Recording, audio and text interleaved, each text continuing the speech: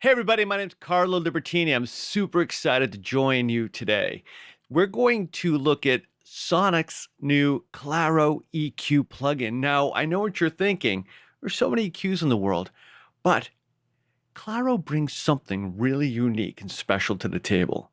It's a pure example of how companies like Sonnox are advancing the craft and art of audio production.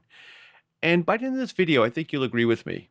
Now, there are aspects to Claro that make it so unique, and best way to find out is to check it out. So let's do just that.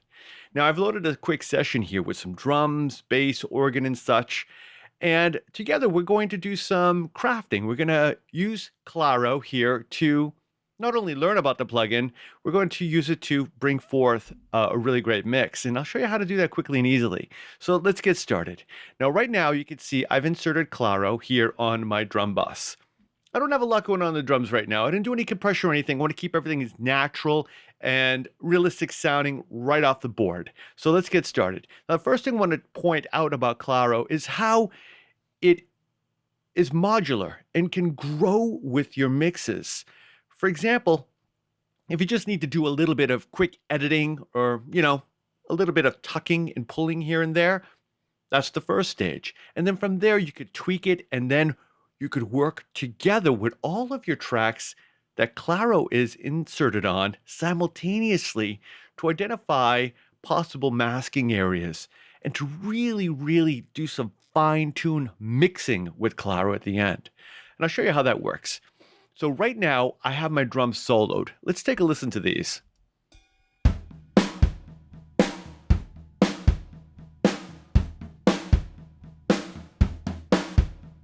So right off the bat, the first thing you notice are these vibrant colors. It's giving you a visual of the sonic energy amount in those frequency zones. Now, the first thing I want to point out to you, my first tip is right here between tone and width. Because I'm using Claro on a stereo track, I have access to these features right here. Tone is going to give me an EQ footprint, if you will, of the entire tonality of the whole stereo track. Let's take a listen and watch the meters again here, the colors. Now, if I switch to width, this is giving me the tonality, a visual of what's mostly spread out in my left and right field, and a little bit less about what's in the center, which would be typically snare and, well, there are snare elements in there, but mostly kick and such. So here's tone, and here's what's in the width. So automatically, we can begin editing the center or the left and right field energies, if you will. Let's go to the tone so we can see the entire tonality and start working from there. I'm going to show you how easy this is. Let's say you wanted to do some high passing here. You could just slide this slider here, and you could see the frequency value changing from 10 to whatever you want.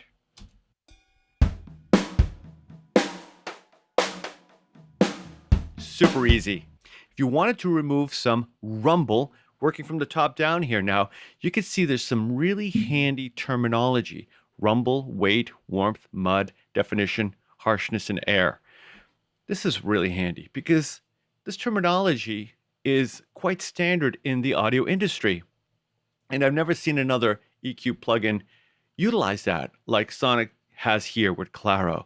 So I like that. They're talking our talk. They're speaking our language, if you will. You can move these sliders around to focus on where you want to begin tweaking the rumble and weight, or the warmth and mud, or the definition and harshness. Notice how the two can be the same. Definition is good, harshness is bad, but they can live in the same area. So it's all relative. If you feel it's a little too harsh, then you can tweak the harshness there. But if that same frequency, you want to add a little definition to something, well, you grab the slider and you can boost it or cut it there, depending if you want to remove some harshness or boost some definition. And then way here to the right, we've got air. So you could set your parameters here to begin editing the low, the mid, and the high. Or you have some presets here, if you will. You see down here, let's say I want to work with 20 hertz or 70 or 150. Now, these aren't arbitrary values. The values of these frequencies here, these presets, if you will, are taken from professional consoles that have been in use for decades, if you will. So, 70 is a pretty good range to start removing some elements, even as low as 20. And the same goes with mids. You could boost anywhere from 200, 4, 700, 1K, and 2K. And then with the highs, 1.5, 5, 8K, 10K, and a preset for 16K. So let's get started a little bit. I'll show you what I mean here. Let's go to 70, for example. I'll play the drums back. Now, if you wanted to boost or cut, you just grab and slide within this area here.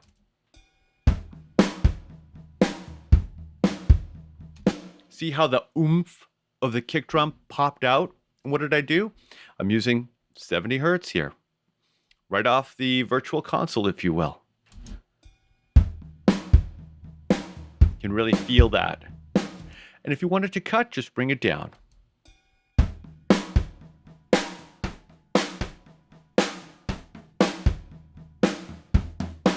Why don't we boost that a little bit? Just a hair. Sometimes a little does go a long way. And in the mid area, let's see, let's see. Got a lot happening right around 200 there. Oh, look, there's a preset for that.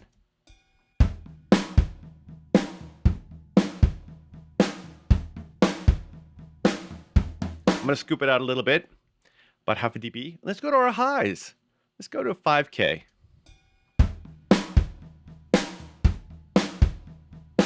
Really add some clarity to the high end there. Now notice we've got some unique shelving here.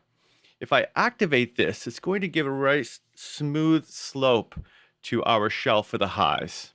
I like that. I'll leave it on. And if you wanted to boost the low end here, you see that we've got a particular shape here. This is a way of reducing mud, but adding some more of that weight, if you will, with that unique slope that we have here. Okay, so you can leave them both on. And auto gain. I have auto gain on here, okay? And what that's going to do is, if there's any volume changes due to boosting these frequencies, I don't want that. It's going to maintain the same level no matter all my boosting. And that's a really good advantage. I'm going to keep that on. I also want to point out here the question mark, if at any time, open that up and look at that. Displays a quick guide, watch an overview video, even open the user's menu right from within the plugin.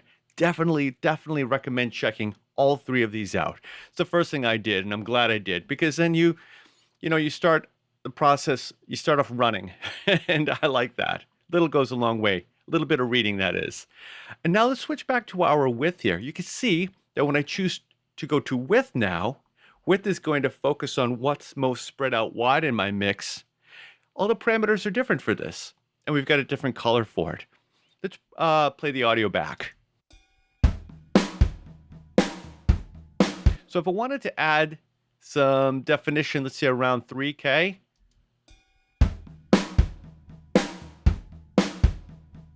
you can hear the snap of the snare drum is a lot more brighter in my stereo field. So this is the produce section, but as I mentioned before, let me circle back. This is a very modular plugin. It's going to grow and modify itself as your mix grows and modifies. So in the produce section, which we're working with here, we've got some really quick, easy, fast, and intuitive tools to get started with. And now in the tweak section, you can see all of our parameters here that we were choosing displayed in this more advanced field. Let's press play.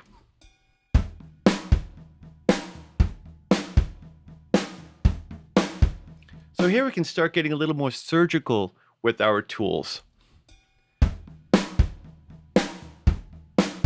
And if I wanted to edit one of these parameters, I can select the node and drag it around like so. And again, here, if you wanted to boost, we got weight, warmth, body, presence, definition, and air. But if you wanted to cut, We have the rumble section, which could also be weight, boom, mud, nasal, vocals, harshness, and hiss. So let's say I wanted to reduce some harshness in the right and left field. Remember the pink color? Going back to the produce page, it's going to only affect what's in the most spread out in the stereo left and right field. I want to, let's say, bring some of that harshness down. We could do that. And if I right click at any time, you could turn that node on and off. You can change the shelving. And because it's a stereo track, we have access to things like stereo and mid-side here. Okay? And you can split it into a dedicated right or left, or you could even delete that node. And all of these, here, if I right click that, you can delete it there. All of these have the same ones here. Whether you're working with the global tonality here in the overall tone, or just elements in the stereo right and left field. And that's tweak. If I wanted to get real surgical now, for example, I could come here and change my bell, make sure it's on bell, of course, and then here's my cue for that while it's selected.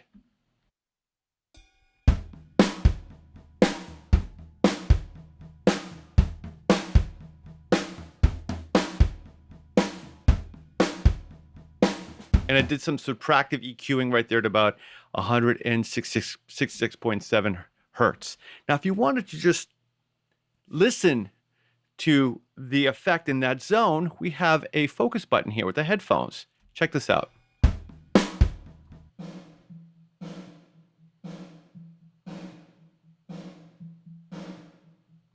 And you could do that with any one of these notes. If I select this one here,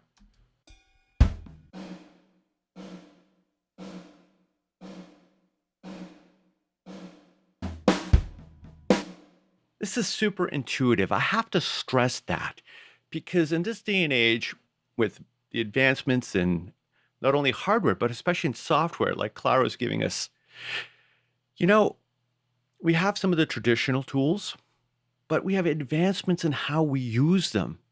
And when you layer those advancements together, you really get a complete package like we're looking at here. Claro really does raise the bar, and I'm telling you, super easy to use. And I think this is going to be indispensable in the industry because of how it all works together in the mix section.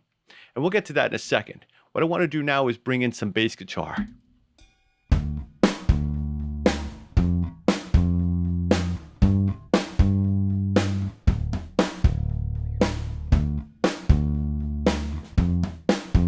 So you can see I put Claro here on my bass guitar directly.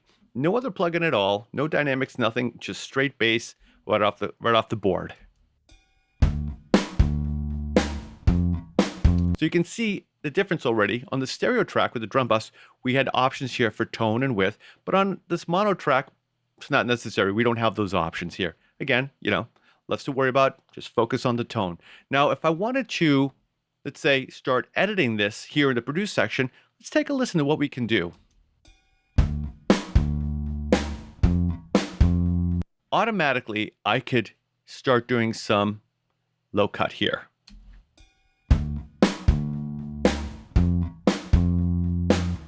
Remember, we could actually add this unique shelf here if we wanted, and we could slide this around and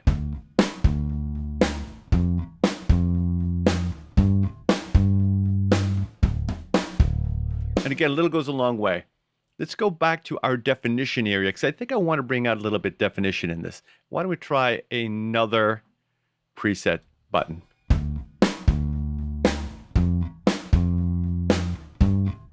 Not a lot going on up there. So what can we do?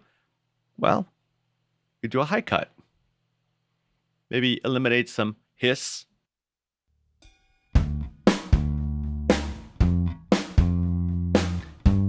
Now I'm going to tweak my definition area.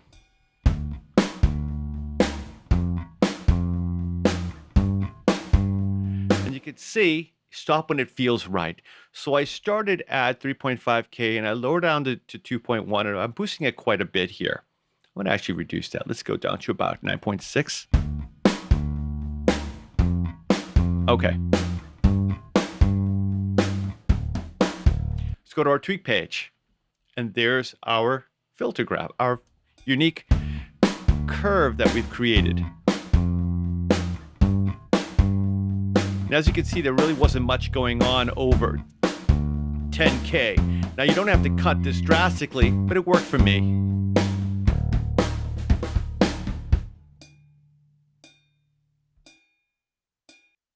Now, the fun part. Check this out. I'm going to show you how these plugins can work together.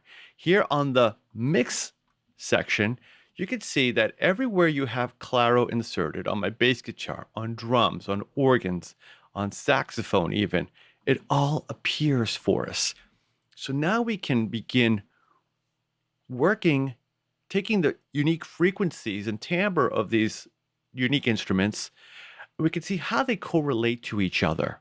And then we can begin to tweak them with the tools Claro gives us. For example, if I'm hearing a little bit of mud, it's going to give me a visual aid as to where that could possibly be. And then we can begin doing some editing. So right now, I have the star. My reference track is the bass guitar. And if you wanted to change focus to which your reference track is going to be, you just select the star like so. Okay, so let me go to my bass guitar here. So if I wanted to edit the drums against the bass guitar, I would leave the star here and choose drums. Now you can see here's my bass guitar graph and here's my drums. And we could see this together in the same window. I don't have to open two separate plugins to do this.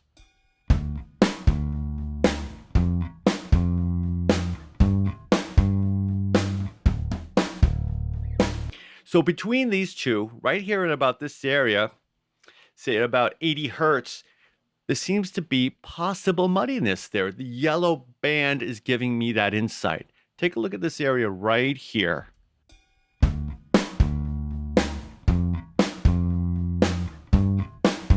And you can see by the graph, we do have a lot of, maybe some competition going between the kick and the bass guitar. Okay, so now that we've highlighted where there's possible masking is going to happen between drums and bass, we can begin editing them within the same window, like I mentioned. Take a listen.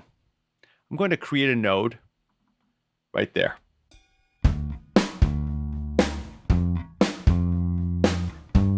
And you can see as I'm sliding the node over, I'm also getting a visual of the keyboard, what note that is musically. I really like that.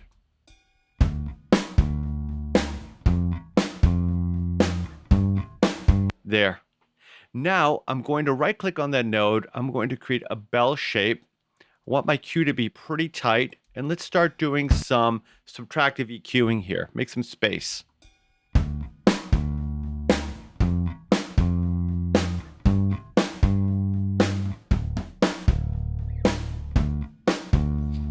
There you have it. The yellow energy denoted where there was possible masking and muddiness. But of course, it's important to hear that first and not just always trust what we're seeing. Let's be honest, it's audio production here. But this is how you do it. That's the process I really want to highlight there. You see what we did? We created a node right here at about, let's round it up to 80 hertz. And we subtracted, we had a Q of 9.5, and I took it down quite a bit here. And that yellow muddiness is now gone that was highlighting, that Claro was clearly clarifying us and giving us insight into what could possibly be buildup. Now you see there's a little bit more in this area. But remember, little does go a long way. You don't want to just remove it all because sometimes masking isn't fundamentally a bad thing. I mean, you're adding elements to energy that's contributing to each other there. But, if you wanted to do it, this is how you do it.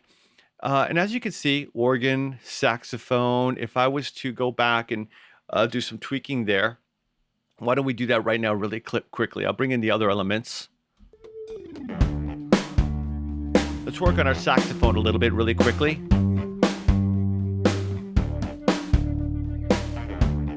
I wanted them to sound a little bit warmer.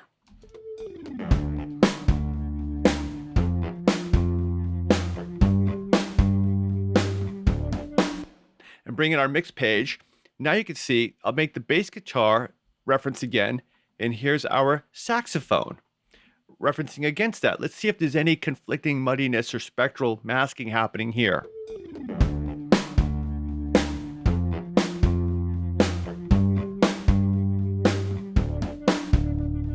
Perfect. Nothing. We're good. This is such a unique and powerful, but also super creative plugin. Hopefully you can see the advantages that Sonnox is bringing to the industry with Claro. Being able to work with different tracks simultaneously, like we're seeing here in the mix section of the plugin, but it also, growing with our mixes. Produce page gives you some quick and easy ways to edit, what you're hearing most. Tweak does exactly what it says it does, allows you to get in there and get really granular if you want. And mix is when you put it all together. Literally can have as many instances of Claro as you want, and it'll all be populated here on the left side of the plugin.